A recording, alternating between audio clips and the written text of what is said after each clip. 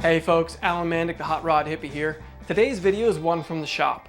You're going to check out the frame of a 58 Chevy Corvette that I've been working on. I'm going to give you a walk around on it so you can check out the progress I've been making on it. You can see the Martz independent front suspension I've been installing, as well as the 4-link rear suspension. At the end of the video, I'm going to give you my honest opinion of what I thought of these products after installing them on there, and different problems I've had with them. So maybe if you're considering one of these or one of the alternatives for your Corvette, you can get an informed decision here.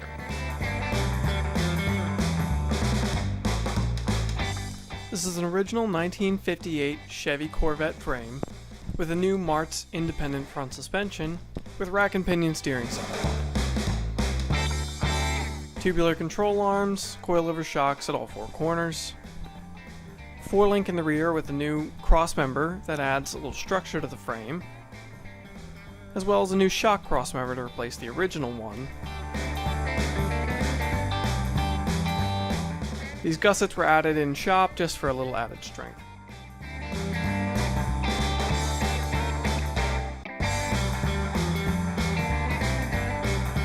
Front crossmember is a plate design, not a tubular design. The upper control arms adjust the alignment via eccentrics on their bolts rather than turnout style, though the turnout does still exist. Sway bar had to be modified to fit a little better. We'll discuss that later in the follow-up.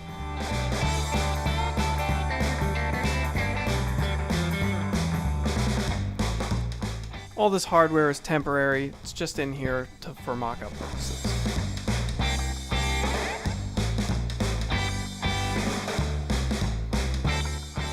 And the spindles are a fabricated design. Seems nice and beefy.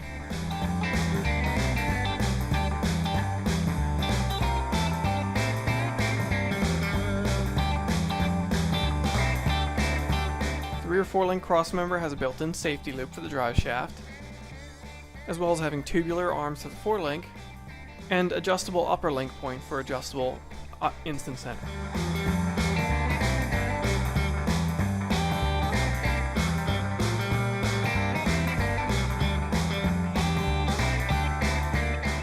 I had to do a little rust repair on the outside of the frame rails, so that's what these replacement pieces are.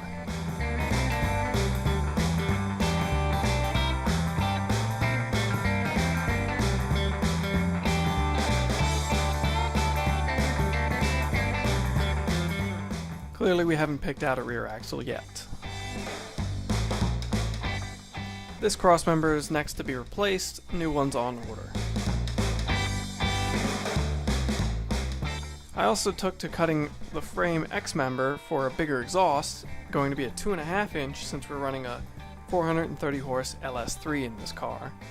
And I also started welding up different sections of the frame to knock down the old welds and have a little nicer, stronger welds. So now you've seen a walk around on the chassis, I'm going to tell you what I think about the components that I put on it.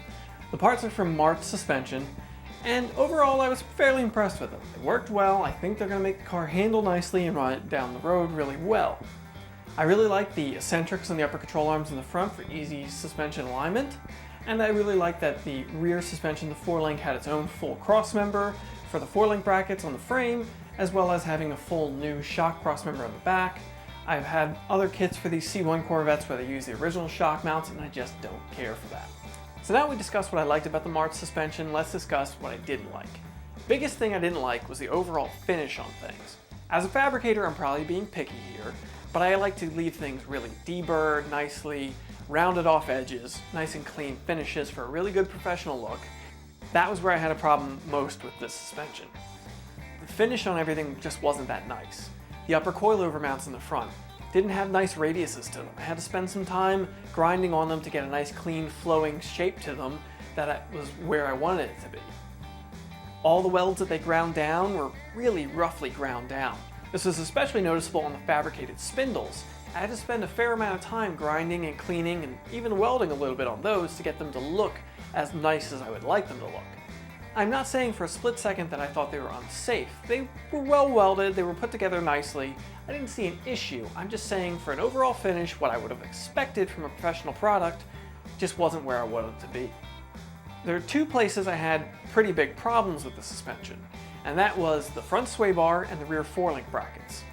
With the sway bar, what I had a problem with was, no matter how I adjusted it, when the suspension was fully drooped in the front, the actual sway bar was contacting the coilover shocks. There's nothing I could do about it. No matter how I adjusted, no matter how I moved things, it kept hitting it. So I went ahead and rebent the ends of the sway bar, relocated the actual mounting port on the control arm farther inboard so it mounted just a little bit away from the coilover so it was a better finish. This way it has clearance, it's going to fit better and not contact at any point in its travel. The next thing I had a problem with was the rear link brackets. The 4-link brackets for the axle end and on the crossmember end were all squished. They were all tighter than they should have been. I like to leave a fair amount of space in there so if you're painting or powder coating things you have room for that finish. That just wasn't there on these components, especially on the axle end brackets. The axle end brackets, there was no way I was fitting the 4 links into them the way they came to be. They needed to be spread out. So what I did is I took those 4-link brackets on the axle end, I spread them out, I cut a tube and welded it into between those plates. Now the links actually fit into there smoothly, cleanly, and easily, so once there's paint, once there's powder coat on there, there'll be no issue with that chipping off or getting scraped off because I'm assembling components. Last thing you want to do is the last steps, putting a car together, go to put it together, and you ruin your finish on things because it wasn't quite right when it was built. So those are the issues I had with the suspension. Overall, it's a nice setup. I would recommend it if you want a bolt-in suspension for your C1 Corvette. However, down the road, I might look a different direction for my professional projects. So I hope you found this video interesting. I hope you found it informative. Drop this video a like if you did. Go ahead and leave me a comment down below if you have any questions. Maybe you're running one of these and you want to let me know how you feel about it down the road. And subscribe to the channel for more content like this. Tips, tricks, product reviews, all kinds of stuff coming. All right, folks, have a good day.